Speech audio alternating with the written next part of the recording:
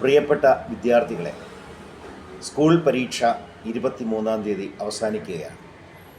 സ്കൂളുകളിൽ ചിലപ്പോൾ 24-ാം തീയതി ക്രിസ്മസ് ആഘോഷങ്ങൾ നടത്തിയേക്കാം. തുടർന്ന് വരുന്ന 10 ദിവസക്കാലം വിദ്യാർത്ഥികൾ വീടുകളിൽ തന്നെ ഇരുന്ന് പ്രിയപ്പെട്ട രക്ഷകർത്താക്കളോടൊപ്പം ക്രിസ്മസ് ആഘോഷിക്കണമെന്നും ഏതെങ്കിലും ബന്ധുവീടുകളിൽ പോവുകയാണെങ്കിൽ രക്ഷിതാക്കളോടൊപ്പം പോകണമെന്നുമാണ് എനിക്ക് പ്രിയപ്പെട്ട വിദ്യാർത്ഥികളോടുള്ള അഭ്യർത്ഥന. ജലാശയങ്ങളുടെ അരികിലേക്ക് പോകരുത്. ഇരുചക്ര വാഹനങ്ങളിൽ, പരിചയമില്ലാത്തവരുടെ വാഹനങ്ങളിൽ നിങ്ങൾ കയറരുത്. രക്ഷകർത്താക്കളോടൊപ്പം, എടുത്തു പറയുകയാണ്, രക്ഷകർത്താക്കളോടൊപ്പം മാത്രം മറ്റു സ്ഥലങ്ങളിലേക്ക് പോകുക. അവർ പറയുന്നത് അനുസരിക്കുക. പരിചയമില്ലാത്ത ആളുകളോട് സംസാരിക്കാതിരിക്കുക.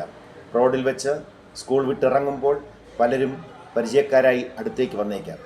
ആരോടും പ്രത്യേകമായ സ്നേഹം അവിടെ കാണിക്കരുത്.